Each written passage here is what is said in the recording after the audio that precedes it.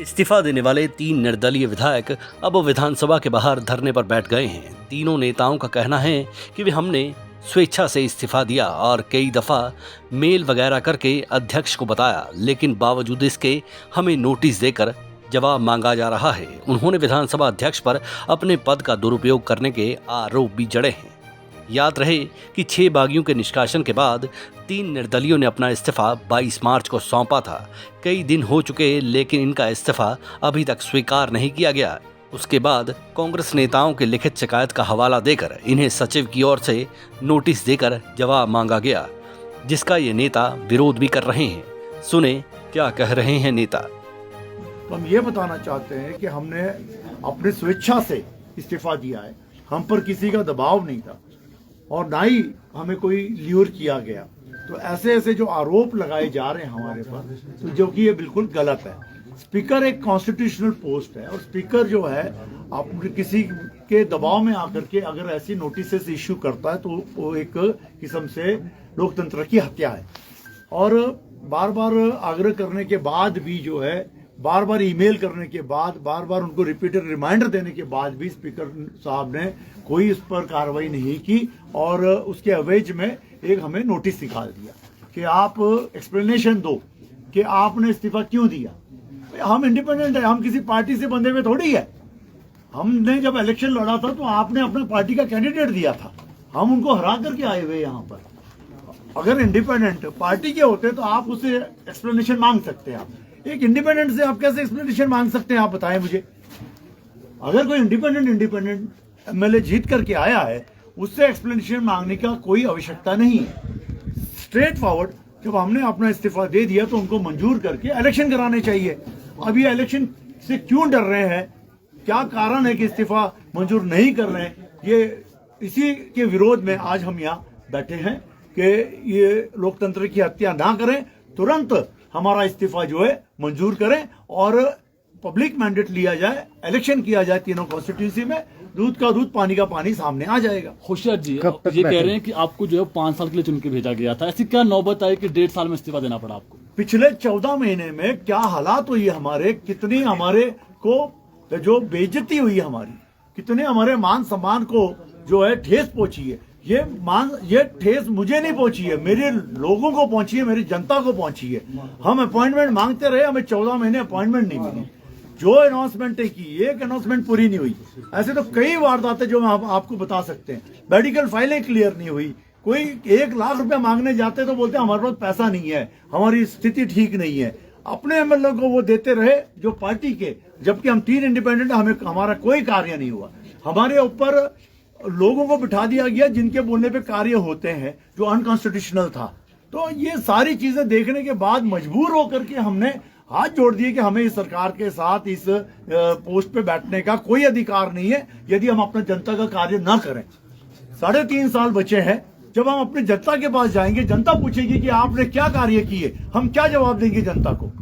हम ये बोलेंगे कि हमारी बेइज्जती होती रही, हम बाहर चिट्ठी लेके बैठे रहते थे, अंदर जाने की परमिशन नहीं मिलती थी। बोलते थे अगले महीने मिलेंगे, अगले महीने मिलेंगे, 15 दिन बाद मिलेंगे, मिलने का समय नहीं मिलता था। तो इतनी जो हमारी जलीलत हुई है इन 14 महीनों में, तो हमने नैतिक अपना मन बनाया कि हम इस सरकार के साथ बिल्कुल नहीं, और इस कुर्सी पे भी नहीं बैठने का हमें अधिकार नहीं है। इस कुर्सी पे बैठने का, जो जनता की दी हुई कुर्सी है, जनता के आशीर्वाद से हम कुर्सी पे बैठे हैं। तो हमने कोर्ट में जाना है और कोर्ट से जो है पीएल फाइल करनी है कि भाई ये जो स्पीकर साहब है ये कॉन्स्टिट्यूशनल पावर का मिसयूज कर रहे हैं और आप आदेश दें और जो है हमारा इस्तीफा मंजूर कर।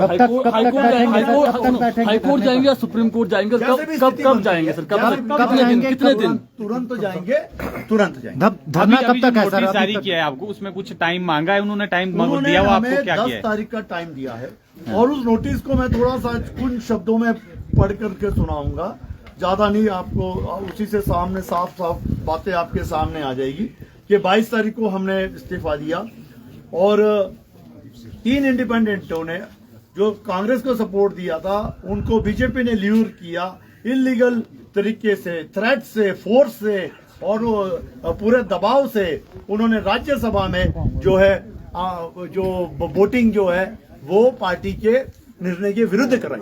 अब आप बताएं कि इंडिपेंडेंट को अधिकार नहीं है?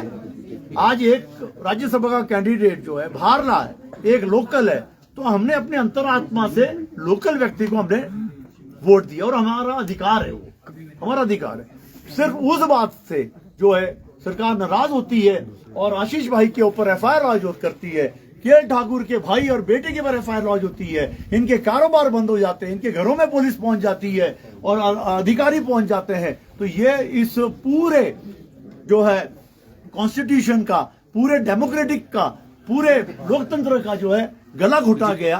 तो ये कारण है। होशियार जी, क्या फिर अब 10 तारीख का इंतजार करेंगे या उससे पहले कोर्ट बिल्कुल चले नहीं जाएंगे? करेंगे, क्योंकि हम इंडिपेंडेंट है, हम किसी पार्टी के बंधे हुए नहीं है जो हम इनको जवाब देंगे।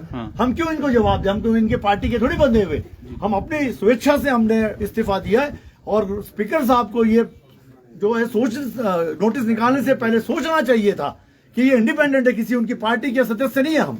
कब तक धरने पे बैठे कोर्ट रहेंगे में कब सर? जाएंगे, फिर कब तक जाएंगे? सर हम अभी कोई- अगले जल्द से जल्द, जैसे धरने भी पे कब तक बैठे रहेंगे सर? धरने में सर आज हम बैठेंगे, हम ज्यादा से ज्यादा समय आज धरने पे बैठेंगे और आपके सभी चैनलों के माध्यम से हम पूरे हिमाचल को ये मैसेज देना चाहते हैं कि देखिए किस तरह ये सरकार लोकतंत्र का गला घोट रही है, किस तरह जो है हम लोगों को जो प्रताड़ित कर रही है, किस तरह हमारी कॉन्स्टिट्यूंसी के लोगों को प्रताड़ित कर रही है। वाले हैं और हम उस व्यक्ति को कैसे वोट कर सकते थे जो राम मंदिर के खिलाफ मुकदमा लड़ रहा हो।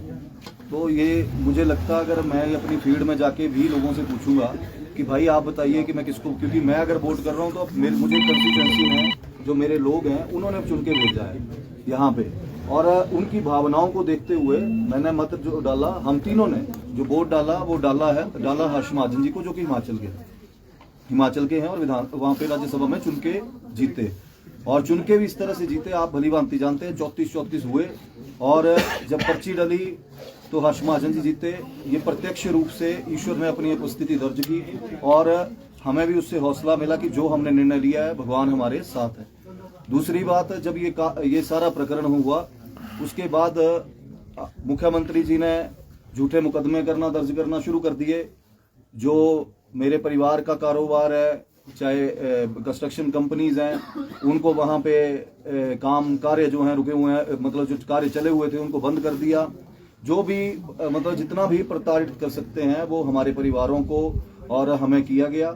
और ये हमने फिर निर्णय लिया कि हमने इस सरकार का साथ बिल्कुल भी नहीं देना है, क्योंकि ना तो इनमें कार्य करने की क्षमता है सरकार में, और पिछले 14 महीने से जिस तरह से विकास कार्यों की जो हालात हैं पूरे प्रदेश में, आज की डेट में कोई भी पूरे प्रदेश में जो काम चले हैं, चाहे वो पीडब्ल्यूडी में चले तो पीएमजीएसवाई या नाबार्ड के चले हैं, स्टेट हेड में कोई पैसा ना स्वीकृत किया गया। पिछले 14 महीने में हमने बहुत बार कोशिश की, मैंने तो करीब 8 महीने से कोशिश की माननीय मुख्यमंत्री जी से मिलने की, लेकिन एक बार भी उन्होंने मुझे समय नहीं दिया। उल्टा जब मैं सचिवालय में गया तो 4 विधायकों के सामने मुझे ये बोला गया कि 3 महीने बाद 12 तारीख को आइए, तब आपसे मुलाकात होगी। तो ये मुझे लगता है ये मेरा अपमान नहीं है, ये अपमान जो हमीरपुर की मेरी देवतुल्य जनता है जिन्होंने चुन के भेजा मुझे, उनका अपमान है, और मैं अपनी जनता का अपमान नहीं सह सकता हूं। मैंने ये फैसला लिया, हम तीनों ने ये फैसला लिया और अपना जो इस्तीफा है हमने माननीय स्पीकर साहब को दिया। लेकिन दुर्भाग्य की बात है कि कॉन्स्टिट्यूशनल पोस्ट पे जो ये बैठे हैं स्पीकर साहब, ये एज ए पार्टी कार्यकर्ता काम कर रहे हैं, जो कि अभी तक पिछले 22 तारीख के बाद इन्होंने अभी तक मंजूर नहीं किया। तो आज हमने ये धरना प्रदर्शन जो किया इनके विरोध में किया है, ताकि जल्द से जल्द जो है हमारा इस्तीफा मंजूर किया जाए। सरकार की वैसे भी हालात जो है पूरे प्रदेश में खत्म है, लोकप्रियता जो है खत्म हो चुकी है सरकार की, लोगों का विश्वास उठ चुका है। और हम चाहते हैं कि जिस तरह से पूरा देश प्रगति की ओर आगे बढ़ रहा है माननीय नरेंद्र मोदी जी के नेतृत्व में, हम भी जो लोगों के सेंटीमेंट्स हैं उनको देखते हुए हमने ये फैसला लिया है, ताकि जो हमारे नौजवान लड़के जो बेरोजगार बैठे हैं, जब 27 तारीख के बाद ये प्रकरण हुआ उसके बाद माननीय मुख्यमंत्री जी को जितना समय मिला 5-6 दिन का, जब तक आचार संहिता नहीं लगी हुई थी, इन्होंने जल्दबाजी में सबसे मिले, चाहे JOIT 817 के थे, SMC टीचर्स के मुद्दे थे, सबसे मिले और इन्होंने हल करने की कोशिश की। लेकिन 14 महीने से जब भी इनको बोलते थे तो इनके कान पे जूं नहीं रेंगती थी। आशीष जी, क्योंकि प्रश्न इसलिए भी थोड़े उठ रहे हैं क्योंकि 14 महीने, जिस तरह से आप भी कह रहे हैं कि 14 महीने तक आपका तिरस्कार होता रहा, लेकिन आप लोगों ने पहले कभी इसका जिक्र नहीं किया। राज्यसभा चुनाव के वक्त ही ये मामला जो है वो सामने आया। देखिए, जब मैं इंडिपेंडेंट चुना हूं, ये भी इंडिपेंडेंट है, हम या तो पक्ष में होते या विपक्ष में होते। अगर विपक्ष में होते तो शायद जोर से अपनी आवाज उठा सकते थे, जो भी चला हुआ था। लेकिन हमने बड़े पेशेंटली ये सोचा कि नहीं, अभी ठीक हो गए हालात, अभी ठीक होंगे।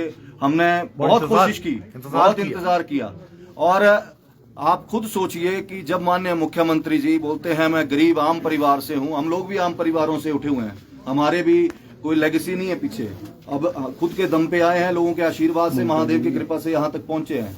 लेकिन जो गरीब परिवार से व्यक्ति अगर इतने उच्च पद पे बैठता है और इतना अहंकारी हो जाता है कि वो लोगों से विधायकों से मिलना जो 1 लाख लोगों को रिप्रेजेंट कर रहे हैं, उनसे मिलना भी उचित ना समझे, तो मैं समझता हूं वो लोकतंत्र की हत्या तो अगर किसी ने की है इस प्रदेश में तो मुख्यमंत्री जी ने की है। और जब ये राज्यसभा के चुनाव हारे, मैं तो समझता हूं कि नैतिकता के आधार पे इनको इस्तीफा देना चाहिए था, और इन्हीं की पार्टी को कोई और लीडर अगर कोई, शायद मैं समझता हूं कि अगर किसी और को ये बनाते तो ये स्थितियां तब भी सॉर्ट आउट हो सकती थी।